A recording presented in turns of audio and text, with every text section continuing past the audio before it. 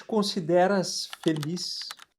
Talvez tu tenhas um trabalho ok, algum dinheiro entrando, acesso a um certo entretenimento, séries, redes sociais, uma viagem de vez em quando, e mesmo assim pode ser que tu tenhas uma sensação de que falta alguma coisa. Não sabe bem o que é, uma espécie de vazio existencial. Quando eu ganhar mais, vou ficar mais tranquilo. O dia em que eu tiver relacionamento ideal, aí sim. Quando eu chegar no corpo que eu quero, vou ficar satisfeito. Ou o trabalho dos sonhos, não importa. Até porque quando um desses desejos acontece, não costuma durar muito. Hoje eu quero conversar contigo sobre o que é a felicidade e como aumentar as probabilidades de uma vida mais feliz. Vou passar pela filosofia, pela psicologia e por mais de 90 anos de pesquisa científica sobre o tema, trazendo ações concretas que tu podes inserir na tua vida real agora. Se esse tipo de conteúdo faz sentido para ti, já te inscreve no canal, deixa o teu like, tu ajuda para que esse material seja divulgado para mais pessoas e já deixa aqui nos comentários qual é a tua ideia de felicidade, o que é felicidade para ti. Prometo que eu vou ler e responder a todos. Eu inicio pela palavra felicidade. A palavra feliz vem do latim Félix. Olha só que interessante, meu sobrenome. E Félix tem a ver com fértil, fecundo, produtivo. Na raiz mais antiga ainda da palavra, tem uma ideia de nutrir, amamentar, dar algo de si. Pela sua origem, não tem nada a ver com realizar os teus próprios desejos, mas sobre ser ou estar fecundo, frutificando, nutrindo, dando algo.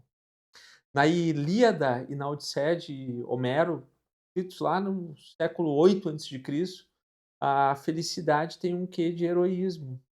Sabe a jornada do herói do Joseph Campbell, onde o personagem é um cara comum que tem um chamado para aventura, que recusa na primeira vez, depois encontra um mentor, passa por todas aquelas fases até um retorno triunfal? Pois é, não parece coincidência.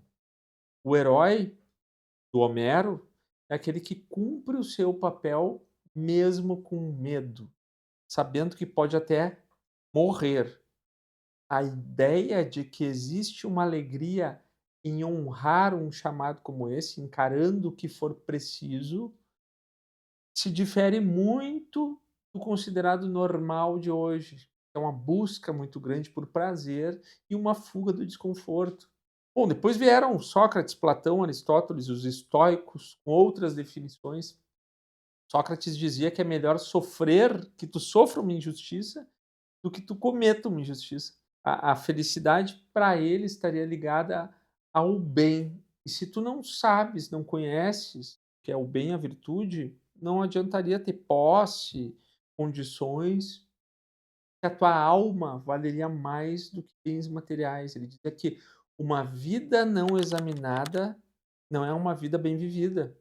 Devemos então examinar nossos comportamentos sempre na busca desse algo maior. Platão também falava em bem, ele ligava a felicidade ao maior bem do ser humano, não qualquer bem, o bem mais alto. E isso exigia, né, uma pergunta difícil de responder. Quem tu és? Quais são teus valores reais? Não o que tu posta aí no teu Instagram ou conta na roda de amigos, mas o que tu vive realmente. Em que projeto de contribuição tu estás disposto a empenhar tua vida? Perguntas fortes. Para o Aristóteles, a felicidade estava na eudaimonia. Eu, com o sentido de bom, e daimon, de espírito, uma força, uma espécie de força intermediária entre os deuses e os humanos. Algo como estar bem espiritualmente. E a eudaimonia não poderia estar separada da arete, que é a virtude, os bons hábitos, os bons costumes. Para os estoicos, existiam aquelas coisas que estão no teu controle e as que não estão. O mercado financeiro não está no teu controle, quem vai ganhar a eleição não está no teu controle. Como vai estar o humor do teu chefe, teu marido, da tua esposa? Muito menos o que já aconteceu no passado. Está no teu controle. mas tu controlas o que tu escolhes fazer com o que acontece. O tipo de pessoa que tu decides te tornar, a direção do teu esforço, onde tu colocas a energia. Epíteto dizia que a felicidade e virtude são praticamente sinônimos. A felicidade seria a consequência de fazer o que é certo. O Marco Aurélio, imperador romano, um dos caras, homens mais poderosos do mundo na sua época, ele escrevia todos os dias em um caderninho para se lembrar de como agir com virtude. Meditações, esse livro aqui, ó, é um belo livro para tu ter na tua mesa de cabeceira, tá? Que são esses escritos do Marco Aurélio. Um dos homens mais poderosos da história precisava se convencer todos os dias a fazer o que era certo. Isso já demonstra que não é uma tarefa fácil. O Sêneca resumia da seguinte forma: a vida é dividida entre o que foi, o que é e o que será. O passado é certo e não pode ser mudado. O futuro é incerto. Só o presente existe. E tu podes melhorar as probabilidades de uma vida mais feliz atuando no agora. O sábio aprende com o passado, planeja sem ansiedade o futuro e age no agora. Percebes a ligação entre essas visões? Felicidade para a filosofia não é um estado emotivo constante de bem-estar. Nasce da ética. Não é o objetivo direto, é um subproduto de viver de forma coerente com o que é bom, verdadeiro e justo. Percebes que quanto mais tu tentas agarrar a felicidade como um objetivo em si, mais ela te escapa. É como quando tu tá com insônia e tenta dormir meio que à força. Já tentou isso? Quanto mais força tu faz, mais acordado tu fica. Tu não dormes forçando o sonho, tu dorme quando cria condições, escurece o ambiente, silencia o celular, deita, relaxa, sem preocupações. Com a felicidade é parecido. Tu cria condições internas e externas e ela vai surgir em algum intervalo entre os esforços e sacrifícios ou na certeza de que tu estás fazendo o que é certo. Mas se os gregos já sabiam disso há 2.500 anos atrás, por que ainda vivemos, muitas vezes, correndo atrás de coisas que nunca chegam? Porque o cérebro humano não é bom em prever essa felicidade. Na psicologia existe um fenômeno chamado adaptação hedônica, que é bem simples. Teu cérebro se acostuma rápido com o que é prazeroso. Não só o prazeroso, se acostuma com as coisas. E ele quer cada vez mais, já que está habituado. Tu ganhas um aumento, a tua dopamina sobe, vem aquela euforia momentânea, a vida faz sentido, passa um tempo. Aquele nível de renda já vira o teu novo normal. E o cérebro começa a buscar o próximo nível. Tu conquistas o corpo que tu queria. A satisfação dura até começar a comparação com outro padrão. É o carro que tu queria, agora não serve mais, o apartamento, o naipe do vinho, do uísque que tu toma, dos restaurantes que tu passas a frequentar. Sabe aquela ideia de que paladar não retrocede? Pois então, Jonathan Haidt, um psicólogo social, ele é autor do já clássico Geração Ansiosa, que é um baita livro, e nesse livro aqui, ó, A Hipótese da Felicidade, ele traz uma metáfora bem interessante. A mente humana como um elefante e o seu condutor. O condutor é a parte racional, aquela que planeja, pondera, utiliza o sistema 2 lá, o pensamento devagar, e o elefante é a parte emocional, automática, com seus hábitos, impulsos, medos, paixões. Se tu tentas mudar tua vida só com o que o condutor sabe, mas não treina o elefante, teus hábitos, teu ambiente, teu corpo, tu até pode saber exatamente o que deve ser feito, mas tu continuas repetindo os mesmos erros. Conhecimento sem prática e treino não muda ninguém. O Haidt sabia, e ele também aponta que nós somos péssimos de prever o que vai nos satisfazer. Tem algumas pesquisas que ele traz no livro bem interessantes, assim. Ganhador de loteria, por exemplo, após um ano de prêmio, não se tornam significativamente mais felizes do que antes. Isso sem citar aqueles que que quebram, ficam ainda mais pobres, que é bem clássico aqui no nosso país, né, pelos seus hábitos de consumo. Mas mesmo aqueles que mantêm as posses, entra a adaptação hedônica, se acostumam com o novo padrão. O que antes era a vida dos sonhos vira normal. O problema é a crença de que sempre no próximo nível estará a tal da felicidade. Então, se não é o aumento, se não é a promoção, a casa nova, nem o corpo perfeito, o que a ciência então nos diz sobre isso? O que faz a diferença? Em 1938, a Universidade de Harvard começou um estudo que visava responder uma pergunta bem simples: o que mantém as pessoas saudáveis e felizes ao longo da vida? Eles acompanharam mais de 700 pessoas, mediram tudo o que tu possa imaginar: renda, coeficiente de inteligência, profissão, hábitos de saúde, acontecimentos marcantes, estilo de vida. E o estudo continua até hoje. Passou para suas famílias e tem quase 90 anos. É o maior estudo longitudinal já feito sobre felicidade. Depois de décadas de dados, um fator se destacou pela consistência. O Robert Waldinger, um dos diretores do estudo, resume: bons relacionamentos nos mantêm mais saudáveis e felizes. Ponto final. Não foi o tanto de dinheiro, não foi o prestígio, não foi só a alimentação saudável, exercício físico, o que não significa que esses fatores não tenham importância, eles têm muita. Mas o fator mais importante foi a qualidade dos vínculos, os relacionamentos. Pessoas mais conectadas à família, aos amigos e à comunidade vivem mais, melhor. Quem se isola tem maior tendência à piora física, à depressão e à morte precoce. O Aldinger e o seu colega Mark Schultz publicaram os resultados nesse livro aqui, que vale tu ler também, se chama Uma Boa Vida. E eles fazem perguntas simples e bem interessantes nesse livro. Para quem tu ligarias no meio da noite tendo uma crise? Quem te encoraja a crescer de verdade? Quem sabe mesmo o que passa contigo, não o que tu posta, mas o que tu vive de verdade? Felicidade também é conseguir responder essas perguntas com nomes de pessoas reais. Lembra da raiz lá de felicidade? Félix, dar, receber, fecundar, nutrir, amamentar. O estudo de Harvard chegou lá por outro caminho. Mais de 80 anos de dados, 700 pessoas, décadas de medições para encontrar algo bem parecido. O ser humano é social. Pessoas precisam de pessoas. A falta desses vínculos, molhei, cobra um preço alto. Relações importam. E eu vou te mostrar ainda nesse vídeo como movimentar esses relacionamentos. Tá, mas e o dinheiro? Tem essa conversa aí que dinheiro não traz felicidade.